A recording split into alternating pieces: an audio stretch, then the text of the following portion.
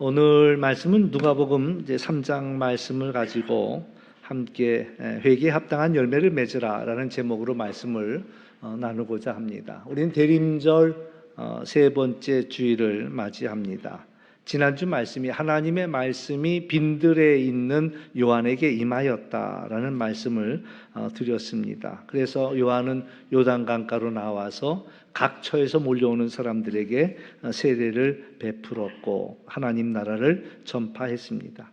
오늘 본문은 이제 이어지고 있는데요. 많은 사람들이 세례를 받기 위하여 요한에게로 나오고 있다라는 이야기입니다. 저는 이제 이 모습이 이렇게 그려지는 거야. 어쩌면 영화에서 한번 봤던 장면일 수도 있습니다만은 수많은 사람들이 요한에게로 몰려오는 그런 모습을 봅니다. 그들이 왜 왔을까요?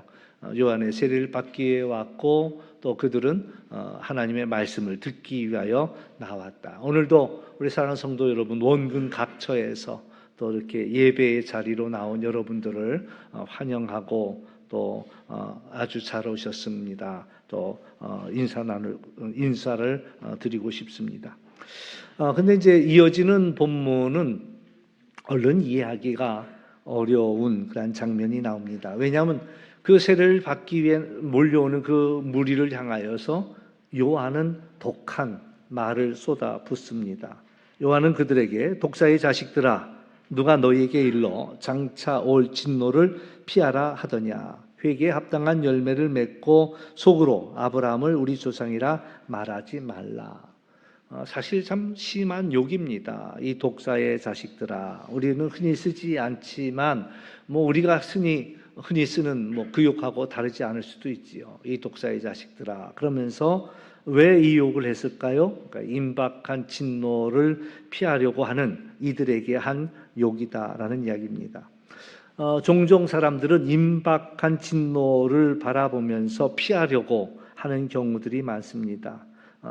정말 잘못한 것들을 뉘우치지 아니하고 어떻게 하면 이 순간을 피해갈까, 임박한 진노만을 피하고자 나오더라라는 이야기지요. 발등에 붙은 그 불부터 끌 그런 상황들을 우리는 종종 맞이합니다. 그것을 가리켜 임박한 진노라고 할 수가 있죠. 그러니까 다급하니까 그러니까 진정성 없는 사과부터 하게 됩니다. 오늘 요한이 선포하는 것은 임박한 진노를 피하려고 하는 자들, 그들에게 그러지 말라는 거죠. 임박한 진노를 피하려고 하는 사람들은 얼마든지 다급한 마음으로 잘못했다라는 이야기를 합니다. 그러나 무엇을 잘못했는데 물어보면 모르는 거예요. 그러니까는 진실성이 없다라는 이야기를 하지요. 여러분들은 어떻게 생각하세요? 무엇이 죄인지를 모르고 죄를 짓는 사람하고 죄인지 알면서 죄를 짓는 사람하고 누가 더 나쁠까요? 죄인지 모르고 죄를 지은 사람, 또 죄인 줄 알면서 죄를 짓는 사람. 근데 때로는 죄인 줄 모르고 죄를 짓는 사람은 자기의 잘못을 몰라요. 뉘우치지를 못해. 자기가 무슨 죄를 졌는지도 모르니까. 어떤 사람은 자기의 죄인 줄 그게 죄인 줄 압니다. 그러면서 죄를 짓고서는 또 괴로워하지요. 그래서 과연 죄인 줄 모르고 죄를 짓는 사람이 나쁠까? 아니면 죄인 줄 알면서 죄를 짓는 사람이 나쁠까? 요한은 회개하고 회개에 합당한 열매를 맺으라고 이야기합니다. 회개한다는 사람들은 참 많이 있습니다. 그러나 그게 진정으로 회개했는지를 우리는 어떻게 알 수가 있을까요? 오늘 요한은 회개에 합당한 열매를 맺으라고 요구합니다. 열매라는 것은 보이지 않는 그것이 보이는 것으로 드러나는 것들을 열매라고 이야기하죠. 그래서 우리 속에 가득한 것들이 무엇이 있는지는 모르지만 행함을 통하여서 그 안에 있는 것이 무엇이 있는지를 알게 되지요. 그러니까 말로만 회개하는 것이 중요한 것이 아니라 중요한 것은 회개하였다면 행동이 달라져야 한다라는 겁니다. 그러니까 달라진 것을 가시적으로 보여주어야 하는 거죠. 근데 사실 우리의 삶이 달라진다는 것은 쉽지만은 않습니다. 제가 이제 운동하러 탁구장에 나가는데 탁구장에 있는 이들이 이제 제가 목사인 걸 이제 다 알게 됐어요. 그러니까 이제 한 분이 저한테 와서 고민을 얘기하더라고요. 목사님, 제가 예수님 믿고 나서 다 달라졌는데 아직도 하나 안 달라지는 게 있습니다. 그러면서 이제 담배를 아직 못 끊었다는 거예요. 근데 끊고 싶은데 이게 안 끊어진다는 거예요. 그럼 그게 괴로우니까 저한테 와서 얘기하겠죠. 묻지도 않은 얘기를. 그러면서 이게 참 어려워요라는 얘기를 하더라고요. 근데 사실 그래요. 내가 할 수 있는 일들이 있고 내가 노력해도 안 되는 부분들이 있어요. 아무리 결심해도. 사실 행동이 달라지는 것은 내 힘만으로 되지는 않는다라는 거예요. 그래서 자신의 노력도 필요하지만 또한 하나님의 도우심, 성령의 도우심도 절대적으로 필요합니다. 오늘 본문을 보면 도끼가 나무 뿌리에 놓였다라고 이야기합니다. 그 얘기는 이제 완전히 때가 찼다는 거예요. 이제 도끼질을 하려고 할 때 도끼를 내리치기 전에 어디에다 도끼를 내릴 것인지를 이렇게 가늠하기 위해서 도끼를 그 위에다 올려놔 보죠. 여기를 내가 내리쳐야 되겠다라고. 지금 이 상황이에요. 그 뿌리 위에 도끼가 놓여져 있다라는 거예요. 그래서 이제 하나님의 진노는 임박했고 하나님이 더 이상 이제 하나님의 인내는 끝났고 이제 도끼로 꺼내내려고 하는 그 순간이라는 얘기예요. 그러니까 이 얘기를 알아들은 다급해진 그들은 묻습니다. 그러면 우리가 무엇을 하여야 하겠습니까? 참 중요한 질문이거든요. 오늘 대림절을 맞이한 우리가 던져야 할 질문입니다. 하나님, 우리가 무엇을 하여야 하겠습니까? 이제 사실 우리나라는 지금 굉장히 어렵고 혼란한 가운데 놓여 있습니다. 참 위기에 놓여 있는데 오늘 우리가 하나님 앞에 물어야 할 질문입니다. 우리가 무엇을 하여야 하리까? 요한은 아주 실제적인 지침을 이야기합니다. 첫 번째, 아브라함의 자손이라고 말하지 말라라는 겁니다. 이제 종종 우리가 범하는 실수이지요. 어떤 이가 사고를 쳤어요. 예를 들면 음주운전하다가 경찰관에게 붙잡혔습니다. 그러니까 단속하려고 이제 경찰관이 다가오는데 이 운전자가 오히려 큰 소리 칩니다. 내가 누군 줄 알아? 내가 누군 줄 알아? 자기의 잘못은 얘기 안 하고 오히려 내가 누군지 아느냐 말이야. 그러면서 더 큰 소리로 너 누구야? 어디 소속이야? 이런 자기가 대단한 어떤 권세를 가지고 있다라고 생각하는 이들이 하는 일들이겠죠. 애들도 그런데요. 그 아버지가 뭐 하는지는 모르겠지만 경찰이 와도 하나 두려워하지 않는다는 거예요. 너 우리 아버지가 누군 줄 알고 나한테 이러냐고 막 큰 소리를 친대요. 유대인들은 자신이 선택받은 아브라함의 자손이라는 자부심을 가지고 있습니다. 그러니까 하나님이 선택한 자이니 비록 내가 실수를 하더라도 죄를 짓더라도 어지간하면 하나님은 다 우리에게 그것을 묻지 않는다라고 기대하는 거죠. 우리는 또 어떻습니까?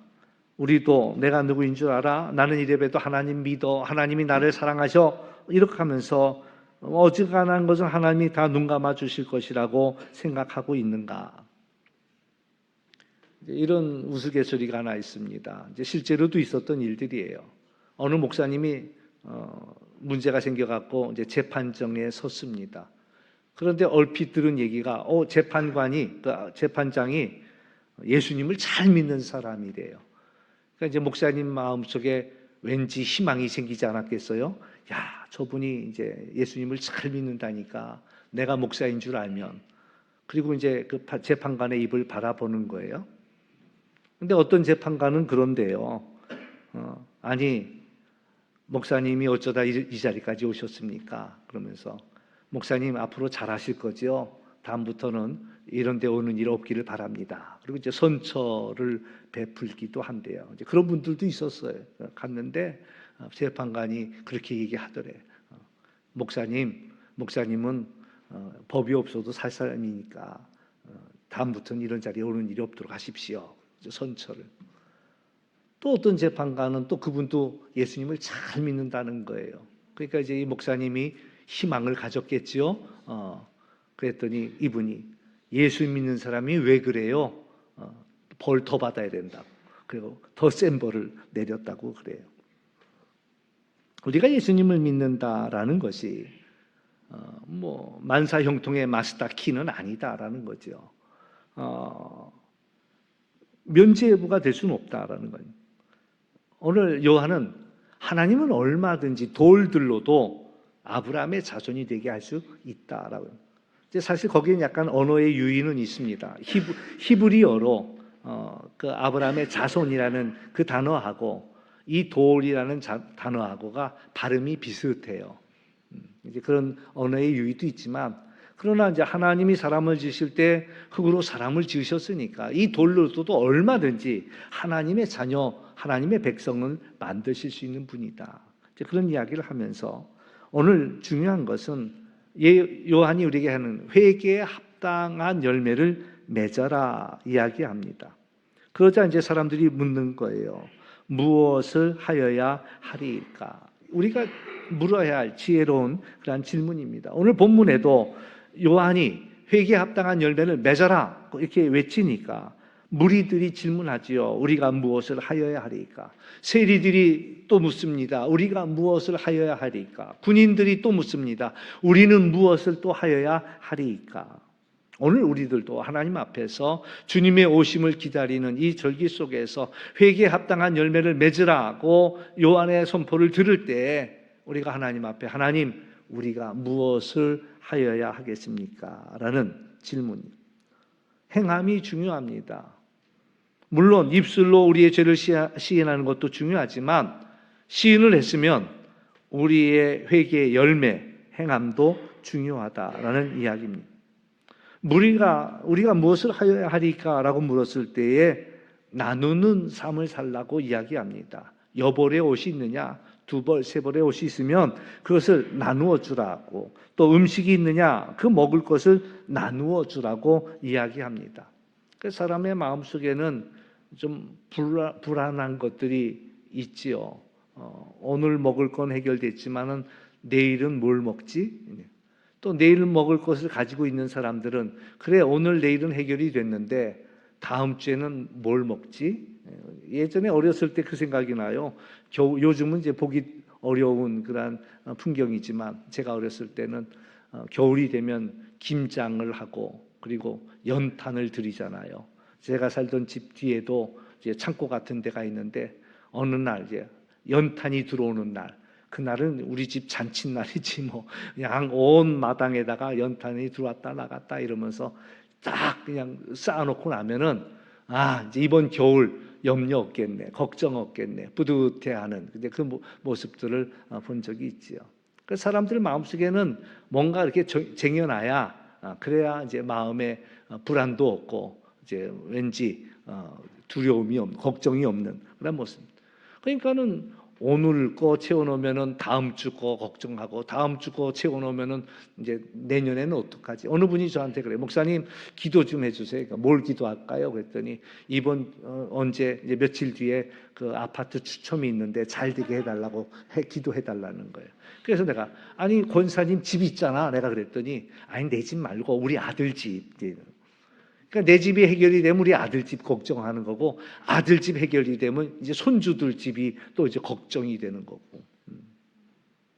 오늘 이제 우리가 불안하니까 자꾸 움켜잡는 거지요. 그러나 그 움켜진 손을 좀 펴라고 얘기하는 거예요. 물론 하나님이 우리에게 원하시는 것은 우리가 빈털터리로 살기를 원하는 것은 아니에요. 그러나 오늘 당장 먹을 것이 필요한 자들에게 우리가 가진 것을 나누어 줄 수 있어야 한다라는 겁니다. 두려워서 세상을 움켜잡고 있는 것이 아니라 오히려 그 손을 펴고 하나님을 붙잡아야 한다. 하나님을 의지해야 한다라는 이야기죠.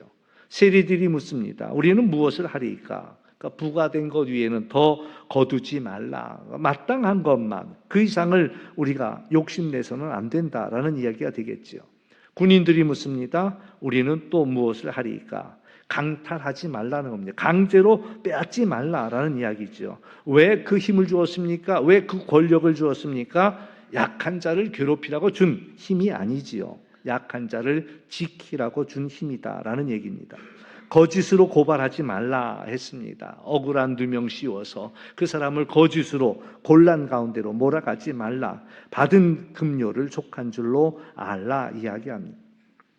신앙의 시작은 회개부터입니다. 회개라는 단어가 우리 한자로는 아주 잘 번역이 되어 있는 거예요. 메타노니아, 이건 방향을 돌아서다 이런 의미를 가지고 있는데 우리 한자로는 회개, 회자는 뉘우칠 회입니다. 개자는 고칠 개자입니다. 그러니까 생각을 바꾸고 행동을 고치는 거, 이게 회개예요. 입으로만 회개하는 것이 아니라 내 삶이 달라지면서 회개하는 것을 이야기합니다. 그러나 이제 한 가지 또 우리가 놓치지 말아야 할 사실이 있는데 회개는 내 힘만으로 되지 않는다라는 이야기입니다. 아까도 이야기했지만 성령이 도와주셔야 한다. 회개하는 자는 뭘 회개하느냐? 죄가 보여야지요. 죄가 죄인 줄을 알아야 회개하지요. 탕자가 아버지 집에서 나올 때 자기가 무슨 죄를 짓는지 몰랐습니다. 아버지의 재산을 다 탕진할 때까지도 자기가 뭘 잘못했는지 몰랐어요. 그리고 먹을 것이 없어서 돼지 우리에 들어가 있다가 문득 깨닫는 거예요. 아, 내가 죄를 졌구나. 아버지께 죄를 졌구나. 또 아버지께 죄를 지은 것만이 아니라 아, 내가 하나님께 죄를 지었구나 라는 것을 비로소 깨달아요. 죄를 지은 건 이미 죄를 지은 건데 죄를 깨달은 건 한참 뒤였습니다. 뒤늦게 고난 속에서 아, 내가 아버지께 죄를 졌구나. 하나님께 죄를 졌구나 라는 것을 비로소 깨닫습니다. 그러니까 많은 사람들이 죄를 지으면서도 자기가 지은 죄가 무엇인지 모르는 경우가 적지 않습니다. 엄청난 죄를 지었는데도 그걸 깨닫지 못해요.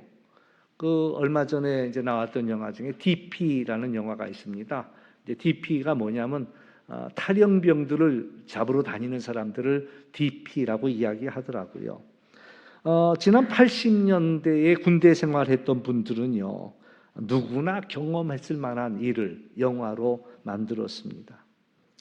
한 탈영병이 자기를 괴롭혔어요.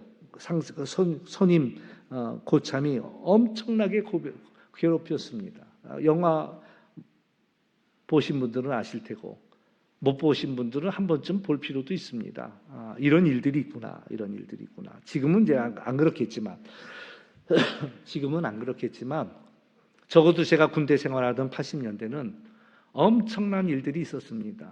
군대 생활을 하기 정말 탈영할 수밖에 없을 정도의 그런 고통이고 결국엔 그걸 트라우마라고 이야기하죠. 상상도 못하죠. 밖에 분들은 설마. 그러나 안에서의 상관과 그 위에 사람과 아래 사람들 사이에는 정말 엄청난 고통이 있었어요. 그러니까 이제 이 탈영병이 자기를 괴롭혔던 선임 고참을 찾아갑니다. 그리고 나서 총을 들이대면서 그러는 거예요. 그때 왜 나한테 이랬냐? 그때 왜 나한테 이랬느냐? 그랬더니 그 고참이 대답한다는 게 그래도 되는 줄 알았다는 거예요. 남들이 다 그렇게 하니까 그래도 되는 줄 알았다. 오늘 우리의 문제가 그거예요. 죄를 지으면서 남들도 다 그 정도는 죄를 짓고 살아. 다 그 정도는 그래도 되는 줄 알았다라고 생각하는 그게 가장 큰 문제죠. 오늘 성령이 하시는 일은 뭐냐면요. 죄를 깨닫게 합니다. 죄를 깨닫게. 보이지 않는 걸 보게 하는 것을 우리 신학의 용어로 계시라고 이야기합니다. 영어로 얘기하면 리빌 내지는 리빌레이션, 드러나게 하다. 그러니까 캄캄한데 가로등불이 비춰주는 고기는 환하게 보이잖아요.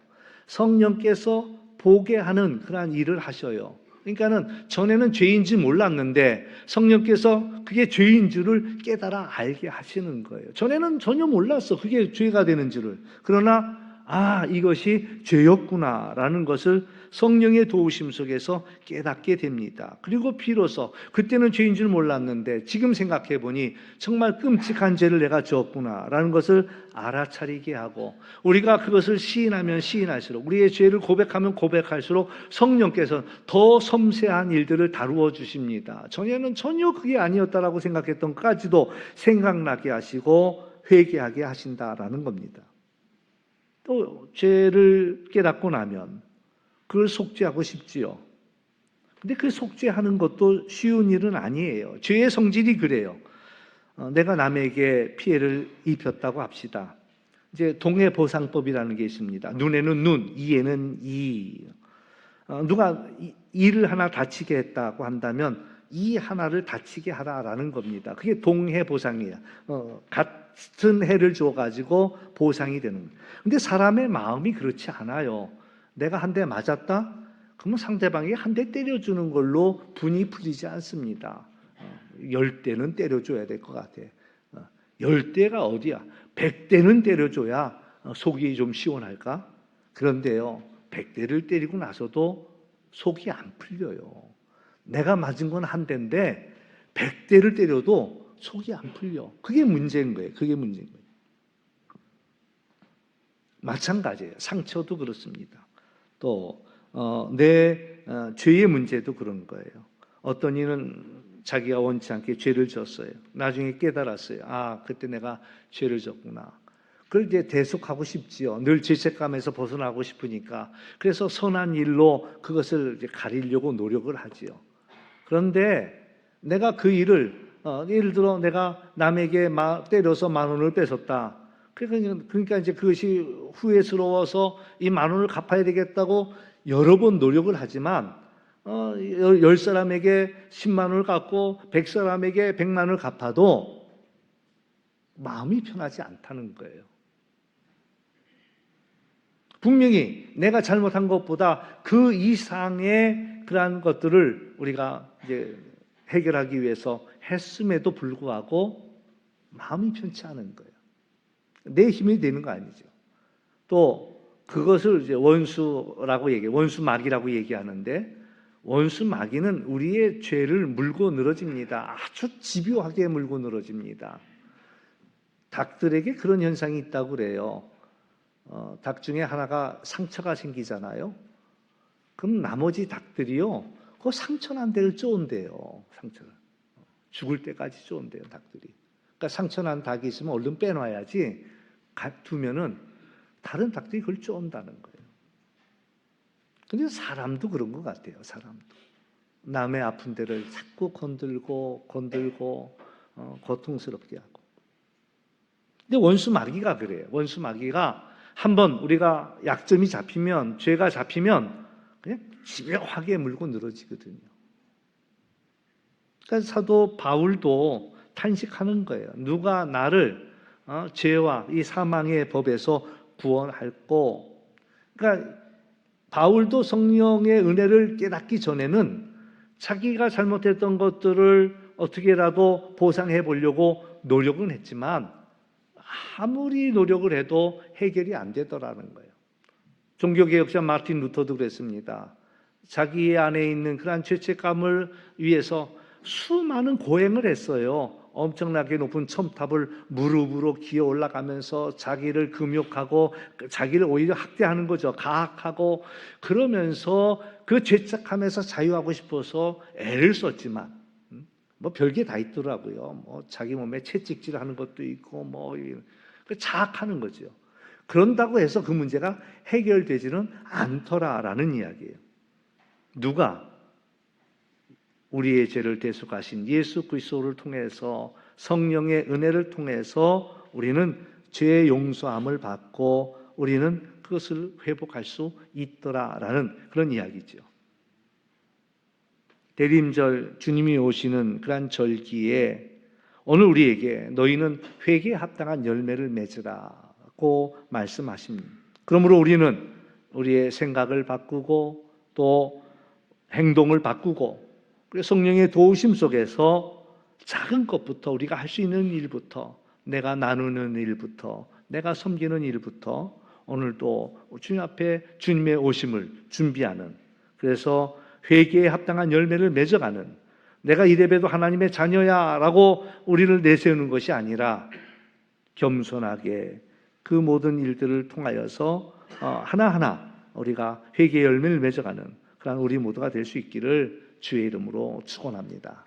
기도하겠습니다. 참 좋으신 아버지 하나님, 감사합니다. 예수님의 오심을 준비하는 것은 우리가 회개하는 일들인데, 입으로만 회개하는 일들이 아니라 회개에 합당한 열매를 맺는 일들입니다. 그것은 내 힘만으로 되는 일들이 아니라 주님께서 도와주셔야 가능한 일들인데, 주님, 우리가 회개해야 할 것들을 깨닫게 하시고 보게 하여 주시고, 또 깨달아 보게 하실 뿐만 아니라 우리가 또 감당할 수 있는 성령의 능력을 더하여 주시기를 간절히 원합니다. 그래서 오시는 그 주님을 우리가 맞이할 수 있는 저희들 될 수 있도록 인도하여 주옵소서. 감사하며 예수님의 이름으로 기도하옵나이다. 아멘.